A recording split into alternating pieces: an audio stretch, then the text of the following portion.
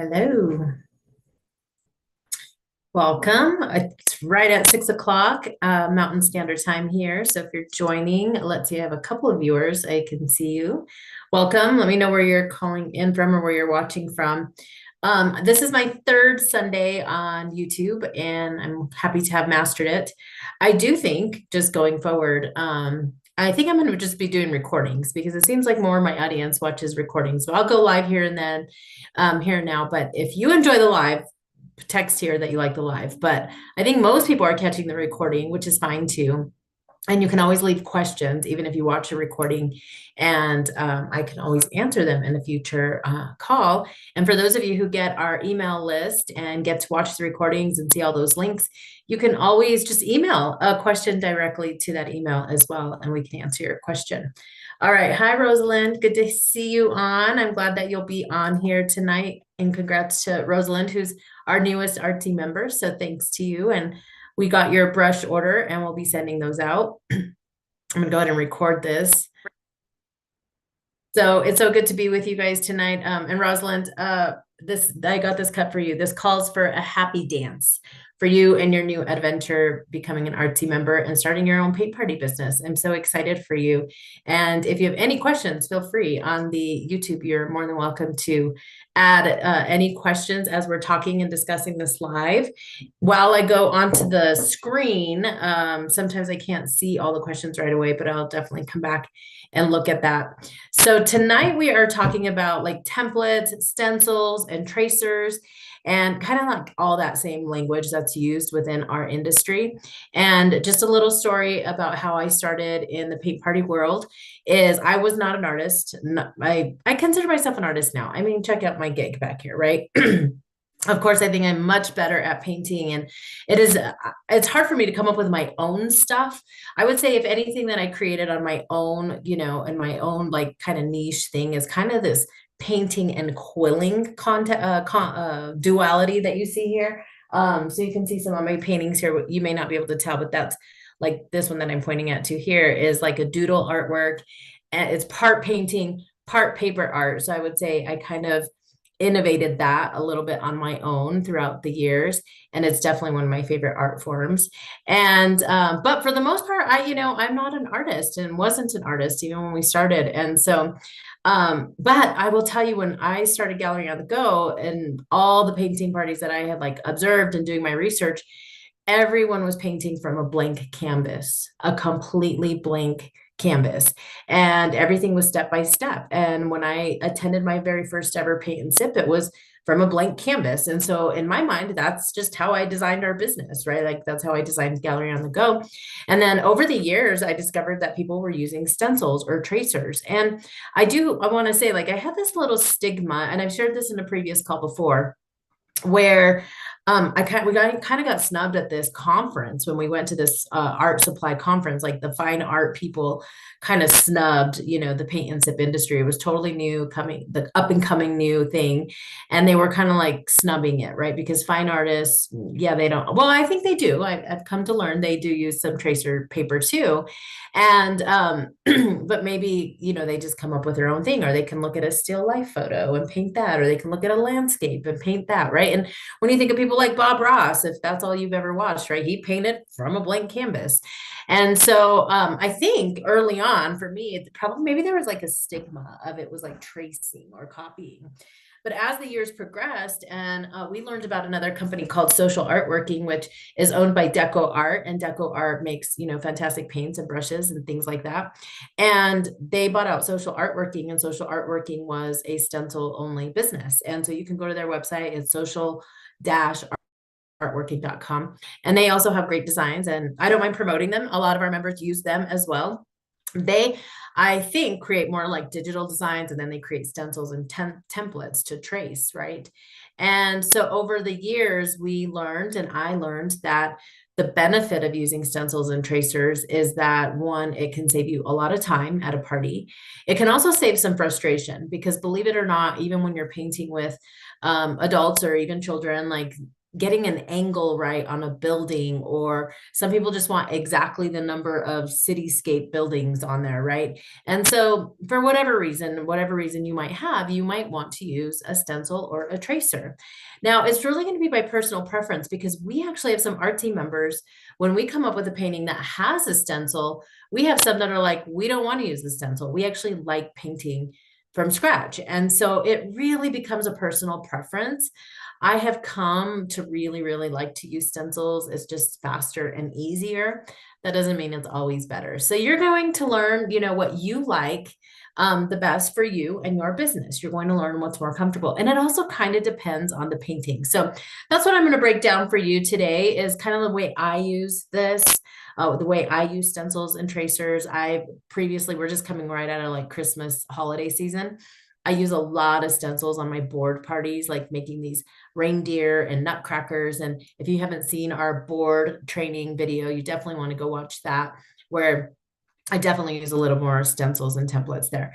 All right, so let me go ahead and share my screen with you guys and make sure I get it right. One time I did this YouTube live the whole time and it wasn't even sharing my screen. All right, I think we're sharing. Let me come and make sure. I am getting not over a cold. I'm like in the dead center of this cold and just had to totally get dolled up for you guys. Oh, but it really does make you feel better when you like actually take a shower, right? So, but it's just the cold that's going around right now. All right. So your secret to easy paint parties, templates, and tracers, right? It really does make your work easier. So there's my little outline that I have here. So I wanted to start out with like, okay, real time right now. And I don't know when you're watching this video, but for those who are live right now, we are probably prepping for Valentine's. You're probably prepping for, hopefully Galentine's Day is a super huge popular time for you to paint right now. And so we have fantastic artwork in our gallery, and all the paintings you see right here on the screen are from a blank canvas. Like, you're going to paint these babies from a blank canvas if you decide to paint them, right? And some of these we've had in our gallery for a really, really long time. But, they can all be used. You can always get a stencil or make a tracer out of it for sure, especially like that mailbox, right? Like the angle of the mailbox and getting that right. But our step-by-step instructions do show you how to paint this from scratch, right? Like how to paint those birds with circles and oval shapes and things like that. So the picture that you see here is just one of our setups with blank canvas. This is typically how a paint party goes. So I just wanted to show you that and show you the different types of paintings that we have in the gallery that you definitely could paint for free, but that might freak you out, right? So you might be like, no, I want a stencil with that cupcake. So when you're part of Artsy, you can be in our Facebook group and be like, hey, I am painting that mailbox. And that painting was made like in 2017 before you did stencils. Could you make a stencil out of it, right? And we will help you make a stencil, or we would show you to. We have what we call rapid resizer. And it's a paid subscription that we pay for all of our art team members to be able to go and make a template. But we have since then, and we do make stencils and tracers for our newer artwork. And not that it's newer, it's just not that it's better, it's just more recent, right? So we started making more tracers. So this is an example of a Valentine painting coming up. This painting is called Love You, and it's made by artsy coach Tammy, and she created this painting for Valentine's. And puppies are one of the people's favorites, right? So dogs are favorites, but for me, I don't like painting them without a stencil because they kind of come out kind of creepy looking. So this is why you might want to use a stencil. And when you're with Artsy, you would get these instructions, you would download them, and then you would be able to take this tracer and begin to trace all of your canvases so that you can see the kids and their paintings. This must have been COVID time, right? You can see how their paintings still get to have originality, but they're all placed within the right place on the canvas, right? So the dog is in the center. They have those two little cute heart headband things. And it still keeps structurally the painting. It doesn't give the painter as much freedom to move the painting around, but it certainly gives them the ability to, create custom colors and things like that. Hey, I just want to check real quick and make sure you guys don't have any questions because I can't see my YouTube. Okay, there we go. Okay, I just want to make sure if you have any questions, I can answer any of them. All right, so as we get going, the other reason you might want to use a stencil or tracer is anytime you're dealing with something with words or letters or font. And so a couple of images that you see here, if you watched my board painting tutorial, I talk a lot about making these board parties, which is what you see on the left-hand side here. And those HMEs, they're all the same, right? They were made with the stencil and a template, and we like to trace them on and then paint it on. Now, if you have a vinyl cutter and you want to use vinyl, more power to you. Vinyl is definitely fun. It's just far more time consuming, and you just need to up the price of your party. So I have a vinyl cutter and I do use vinyl at my parties as well. Now, when you look at this painting on the right, this is the new picture we put on our website, on Gallery on the Go's website. This is a board party, but look at how they all have the same font, right? Again, this was used with a stencil or a tracer. And here's the video on it. Now, this video is only for our members. It's in a kind of like a private gallery that we have for project tutorials when you're watching them. And I thought I would just play the video here live with you at 9:20. So I marked it for myself. So you can kind of see a live tutorial. So now this particular painting, she is using chalk on the back of the stencil. So all you do is print the font on a regular piece of paper. That's a printed font straight off your printer. She used chalk on the background and then a pencil just to trace it. So you could do it that way. And then now the customer freehands the painting on there. Now, freehanding with a brush is kind of a pain sometimes, depends on the font. So you could also use chalk markers here. You could use white pens. You could use Posca markers, things like that for customers to fill in fonts. But this, again, was a stencil of a font. And then she just used, like I said, that chalk to color the back, and it transferred it on there. And I like to carry chalk around because sometimes when you're stenciling on a darker background, using graphite doesn't really work with that. So again, this was that project tutorial for Love Lives Here, which is a project for us. If you are on our email list and you saw the email for this live event, I also included this video. This is a live video, I'm sorry, in a public video on our YouTube channel. And you can watch this one. I put it on there for you. This is what we're using, what we call graphite paper. So starting at 2 minutes, you can see Mandy is holding up this graphite paper, which you could just buy on Amazon. You can buy at Hobby Lobby. You can buy sheets of it. I have tons of graphite paper all over the place. And you're going to place it down, shiny side down on the project. You're going to take your stencil or your template, whatever it is that you want to call it. And again, this is just a printed image that you've printed off the internet, or like in our case, it's our artwork that we have personally designed, and then you're going to stencil it onto your project surface, right? So that's what you can see in the video that is happening now. And of course, this video is available. You can go watch it anytime. And Mandy kind of explains a little bit more there. And then she shows the finished project here, right? So those were some little woodland creature projects that we had for a different collection at one point in time. All right, so here's another reason that you need to use a stencil. When you are making shapes of something that are very prominent, right? So like a unicorn, a horse, in this case, it's a bison or a buffalo. And we're painting what we call like silhouettes within that. Or you can see on the right side, like the guy who painted a scene behind it. They got to do whatever they wanted. They could paint inside of it or outside of it. And so when you need that true shape of something, your customers are not going to be able to get it all right. So you need to help them out. And by providing that stencil, and I know at this particular party, I believe, I know it was Mandy's, she cut out vinyl for it and it created that perfect shape. But a buffalo or a bison is easy enough. You could create a cardstock stencil off of your vinyl cutter or a printer as well.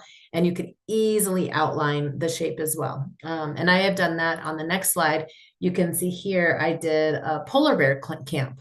Now, this particular painting is called Polar Feast. And if you look closely to the bottom right of the screen here, I stenciled him on all of the boards. And it will still show up depending on your surface. It will still show up. And even though they're painting, because I told them to use water, right? So they're using purple paint and blue paint excuse me, they're using water. And so because they're doing that, they can still see that pencil that's sketched ahead. And so when the kids were all done, all of their pictures where the polar feast, his head was angled that same way. Now, this particular painting comes with just regular instructions. I had to make my own stencil for that. But and kids can freehand it too. It's like a great one to do freehand. But in this particular case, because we were making 3 projects, I wanted them all to come out very quickly. I wanted to guide that part a little bit faster. And so when you create stencils, it's just going to go faster. So not all the graphite will show through, especially if you're painting dark. So you got to decide when is the right time to use the stencil. So I pre-stenciled this before any of the kids came, made the camp a little bit faster, and I knew that the pencil would show through. That's not, excuse me, not always going to be the case. So in some cases, you can stencil it, and then you can have them Sharpie it, and then you can paint and get the background so that that Sharpie ends up showing up a little bit more. So you can do it that way as well. So the other part where I used a stencil or a template was the polar bear that you see the little half sheet that they have there. So at this particular camp, they came for half a morning from like 9 to 1 or something like that. I can't remember, 9 to 12, 9 to 1. And we made 3 projects, and it was like a whole polar bear camp. So they made those 3 art projects, and they were also learning how to use like this new Dazzle shimmer paint that Plaid had. And so that was the whole theme, was kind of like this polar bear northern event. And so inside the polar bear, we used a tracer that I cut off of my silhouette machine, right? So that's again an example where you need that exact shape. You're not going to want your guests to like make that polar bear shape. So that was a little bit more about the polar bear and using it with kids, and you're just going to get happier customers and a better product, right? Now, of course, we could totally freehand this. And especially if that was the only thing we were doing, we could totally freehand it, and kids absolutely can do that. Here's another example of why you would want to use a stencil. I love this. It still gives kids freedom. And I think this is probably one of the reasons people don't like to use stencils, is because they're trying to teach their kids art, right? But you got to balance that out with, they want to come up with something great. They want to have something good, end product, end result. And you still want them to have fun, right? And we're not an art class. We're not trying to be an art class. So this was a birthday party. So a birthday party for sure. I want kids to leave happy when they get picked up by their moms. I want them to want to book a party too, right? So you want the painting to come out well. Now, this, you do also use a stencil. So you're painting a gradient background. There's a lot of freedom to have this fun background. And mountains, you can see each one still comes out somewhat different. And then I printed, I think, 3 or 4 different horse stencils. One that looked more like a unicorn, you can see there in the picture. One that looks more like a horse that was standing still, facing one direction. And so you still give the kids an option to change, what they're painting. This, I just cut out the horse and then they just outlined the horse, right? So they put the horse, the printout that I made on my printer, and then they just traced around it. So I didn't even use graphite paper here, because sometimes when the painting is so wet, you don't want to put a piece of graphite paper on there. So we took a break, they sung happy birthday, did all of that. Then they came back and then they traced that horse. We made sure that painting was dry. Sometimes you have to take your blow dryer. And then they just painted it in, which made it really easy. And this is kind of what we call a silhouette painting. And it's really easy because you can do anything. You can make a giraffe, a lion, a hippopotamus, whatever you wanted on that background when you're using a silhouette and a stencil. Here is another example. So if you've been watching any of our trainings, I talk a lot about our trio collection. Our trio collection's great. It creates like this club that you can have every single month. They're fun, they're whimsical. There's like one for every season. And this particular one is called Spring Trio. And you can see in the top right photo of this one, how the person, the guide put the tape, right? So even taping is helping your painters. What you can't tell from the image, just because of the quality of the photo, is it is stenciled in. This gallery guide did stencil in all the shapes of those, so that the ears still showed up, the eyes were in the right place, and all of that. So you can look at the 2 little girls on the side here. You can see that their outline is still the same, but because they get to customize it with their own colors and shapes and all that, it still is a custom piece of artwork but it kind of holds the structure of the original painting. So those are some great examples there for you. And like I said, we recommend a service called Rapid Resizer, and members in our association have access to Rapid Resizer, and you can take a design like this penguin design is a design that's in our gallery, but it never was originally made to have a stencil or a template. This especially seems to be an easy enough painting to be able to instruct step by step by step. But for whatever reason, if you decide you need a stencil and a template, you can download it into Rapid Resizer and it will size it to the size that you want to paint. So we have had this happen before too, right? Where all of our paintings are sized 11 by 14 for a flat panel canvas. But let's say you want this on a 16 by 20, or you want to make a big wall mural, you can use Rapid Resizer to take any image and create it to the size of canvas that you want. And in our case, we're not making, big lavish murals, but in our case, sometimes we're painting on 5x7s or 8x10s. We're downsizing the project because of a special pricing or a promotion or an art bar or something like that.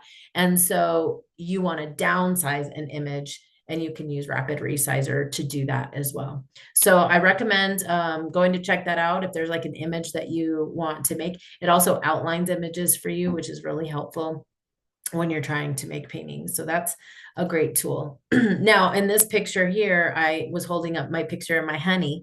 And so this is one of my favorite projects. It's called Colourpop. And so I thought I'd tell you a little bit more of how I use tracers to do Colourpop. So the pictures that you see here is a workshop that I do that's called Colourpop. And it's where people bring their pictures of their pets. So they bring a black and white photo of their pet, like you see here. And then we use that graphite paper to trace the outline of the pet on here. And I also have a Frida example. And if you go search on the Artsy YouTube channel, you will see where I have the Frida. There's a free video that you can go watch. And I think it's called Frida Flowers in My Hair. I should have put the link in here, but I didn't. It's in our YouTube collection. Just type in the word Frida Flowers in My Hair on our Artsy channel. And it was a live tutorial I did years ago to celebrate Frida Kahlo's birthday, I think. And it's one of my favorite paintings. Clearly, she's in my background here. Let me take a drink because I'm talking so much. So this Colourpop painting, I'm telling you, people are just in love with their pets. Okay. So we do have a training. Oh, I think I put the video there. Okay. But people are in love with their pets.